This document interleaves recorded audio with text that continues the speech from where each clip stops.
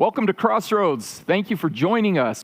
So I want to talk to you about the benefits of gratitude.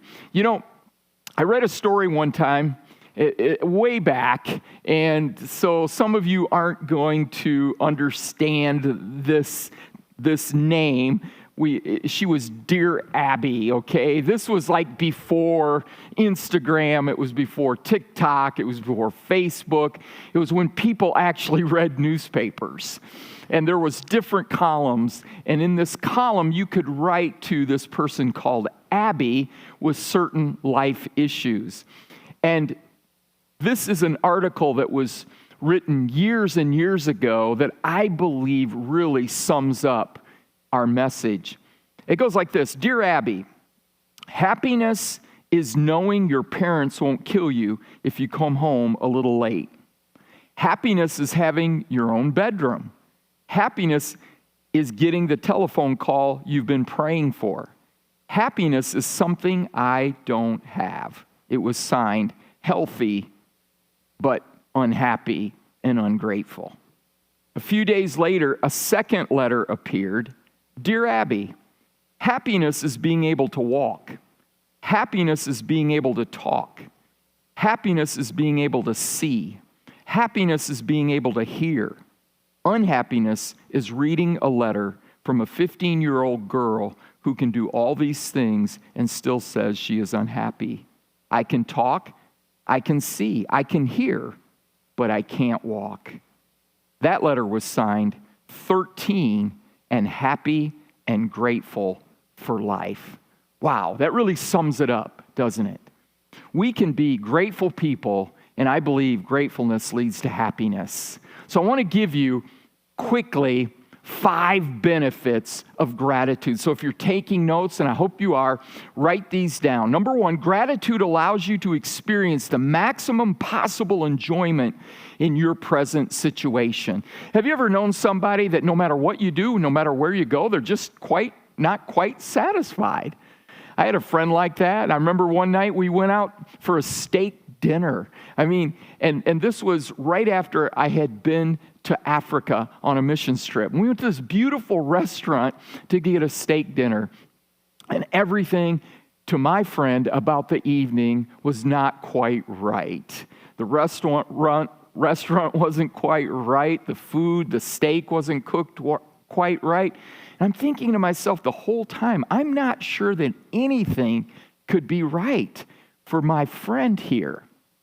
Understand, I had just gotten back from a trip in Africa where we had taken meals that were condensed into a bag, and we distributed them to people in the community.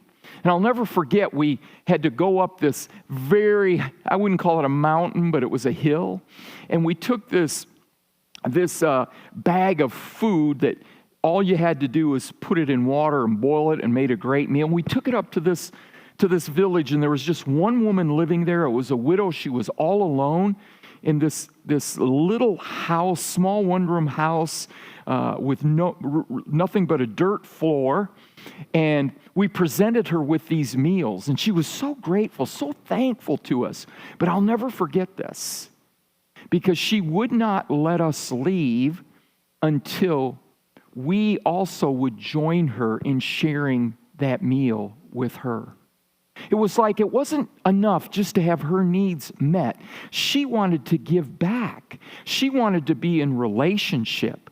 In other words, her gratitude was allowing her to experience the maximum possible enjoyment in life. 2 Corinthians 9:11 says this: you will be enriched in every way so that you can be generous on every occasion, and through us your generosity will result in thanksgiving to God.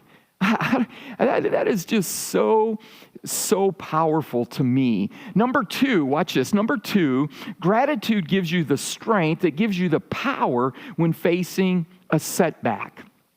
Everybody faces setbacks. And I like to say a setback is nothing more than God's setup to give you a comeback. Let me say that again. Your setback is nothing more than God giving you a setup for your comeback. And I believe that with all of my heart.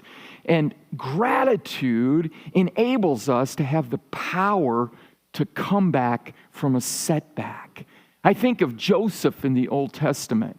Joseph had a great dream of being a leader, but his life was met with setback after setback after setback. We know that his brothers turned on him, thought about killing him, decided to sell him. He became a slave, sold on an auction block, bought by Potiphar, and turned Potiphar's business into a very successful business. Had control over everything in Potiphar's home, but Potiphar's wife falsely accused him. Another setback. Joseph now finds himself in prison.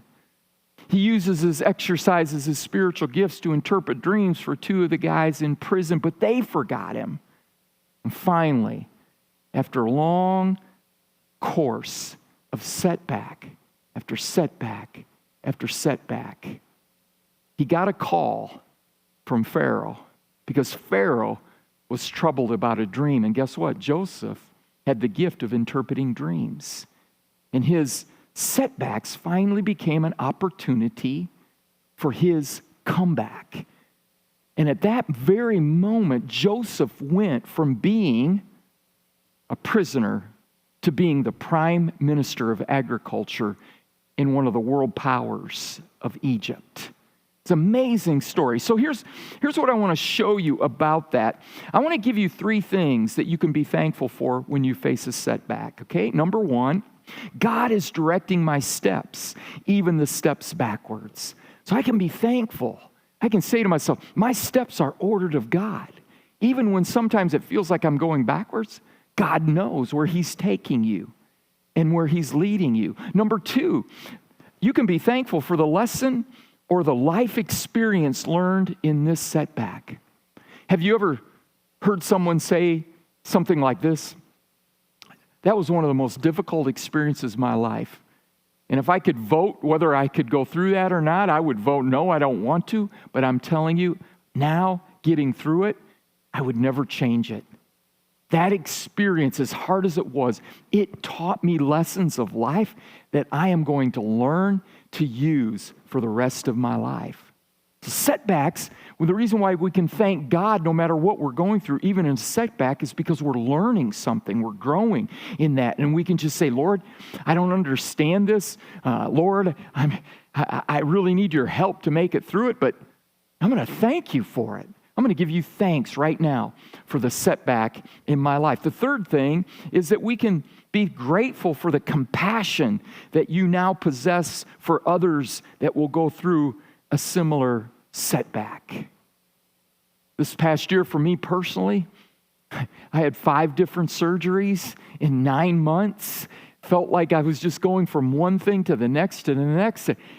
I don't ever want to do that again, but I will tell you, made me more compassionate, made me more sensitive of people's pain, especially physical pain, of trauma in their life. People that were going through things and they were wondering, is God really with me? I'm dealing with so much hurt and pain in my life. And it gave me a compassion for people that go through things like that. I don't think I would have had that had I not myself experienced that kind of pain. So we know that even in setbacks, if we're grateful, good things can come out of it. Now, number 3, look at this. Gratitude is a people magnet. I love this. And I know that you know this is true. In most cases, a grateful person is a positive person, right? I've never known a person that was grateful that wasn't positive. And positivity is like a magnet. We're drawn to it. We like to be around positive people. It's encouraging to be around positive people. And when that happens, when we begin to be grateful, something happens in our relationships. Something happens in our inner workings with people. I don't know about you, but people that are grumbling and complaining all the time, it's toxic to me. I personally don't want to be around that. But if somebody is grateful, somebody is just thankful, man, it just does something in your spirit. It's like you just want to be with them. And I want to show you why. First of all, when we're grateful, we show our awareness of what someone has done for us. I received a text Sundays from somebody that was at one of our services on Saturday. It was just a simple text, very complimentary. It said, Pastor Rich, it was obvious that you put your whole heart and energy and time and effort into preparing for that. And I just want to tell you thanks. You know what it did for me? It encouraged me. I felt encouraged by it. It showed me that they were actually aware of what really goes on behind the scenes, what really happens when you fight spiritual warfare because you want other people to have a positive, uplifting experience. And so it shows that we're aware of what people have done for us. Number two, we show our appreciation for what someone has done for us. It's nice to be able to tell somebody, hey, I appreciate you. I'm thankful for you. I appreciate your effort. I appreciate your time. So it shows that we appreciate them. It shows that we're aware of them. And thirdly, we acknowledge the value of what someone has done for us when we're grateful. We show them that we value what they've done. Number 4, watch this one. I love this one. This is a good one. Gratitude assists us in adapting to life's inevitable changes. Somebody say, hey, life is always changing, right? You can't stop life. Sometimes we don't like change. Sometimes we resist change, and I'm sure I've been guilty of it a time or two, but the reality of it is it wouldn't be healthy if we stayed the same. It wouldn't be healthy if we never grew. It wouldn't be healthy if it was always summer. We'd have no fall harvest. We'd have no planting season. We'd have no time for the soil to recoup. So we wouldn't be fruitful. There would be no harvest without the seasons. And that's the same is true for our lives. So it's inevitable. Changes are inevitable. And some people never want anything to change, but life is constantly evolving. And here's what I would say. Thank God for the changes in your life. Just begin to thank Him. I've learned how to do this. I had to thank God that when my last son was out of the house, Lisa and I looked at each other. He's off going down the road, going to school. We just said, Lord, thank you. Thank you for a new season of our life. Thank you that we'll be able to spend more time together as a couple. Every season of life brings something. We leave something behind and we move forward. So if we can be grateful in the inevitable changes of our life. When you get fired from that job, thank the Lord and say, Lord, thank you that I had a job. When your car breaks down, you have to take it to the mechanic. Say, hey, Lord, thank you that I can support this mechanic's business. Think of ways that when changes come that disrupt your life, you can simply thank Him. Number 5, gratitude helps control comparison to others' situations and life experiences. Someone asked me one time, Pastor Rich, do you ever compare yourself to other pastors, other spiritual leaders? Of course. Of course, I've looked at different successful people and had moments of comparison. But overall, I learned something. You never know what another person has had to go through to get to where they're at. And so I just thank God for who I am, and I thank God for who they are. I thank God for the blessings on your life, and I thank God for the blessings on my life. I never want to compare myself, but I want to be grateful. And when you are grateful for who you are, what God's doing in your life, you have a less of a tendency to compare yourself to other people. You have no idea what they've been through, and they have no idea what you've been through. Now, those are the 5 benefits to gratitude. Now, I want to give you one last thing that's just going to take a few moments. And I gave this to you last week, but I had so many people talk about wanting more information on this. I'm just going to give you a review of it. And these are the 5 seeds to plant to get a rhythm. How do I get in a rhythm of thankfulness? And it's simply this: thanking the Lord for these 5 things. Number 1, and you can do it at night. Do it before you go to bed. Do it in the evening. Here it is. Thank God for the people in your life, all right?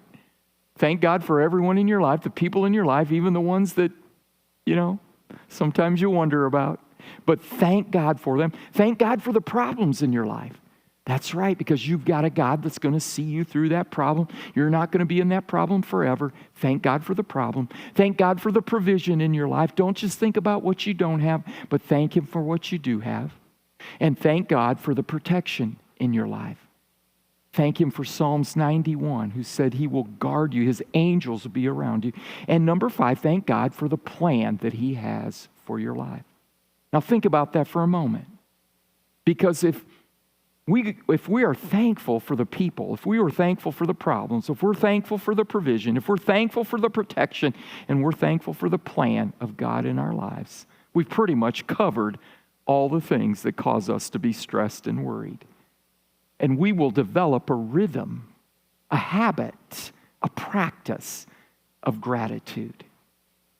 Gratitude is a powerful, powerful tool. And I encourage you in your rhythm of life to develop some rhythms of gratitude, some rhythms of thankfulness, and see what God can do in your life. Thanks for watching Crossroads Community Church online. We'd love to hear that you were here today. You can fill out our online connection card with your prayers, praises, and any questions you have at crossroadscn.com/connection. Links are also provided in our bio. If you want to stay up to date, check out our website for upcoming events that are happening at your campus. Thanks again for watching. God bless.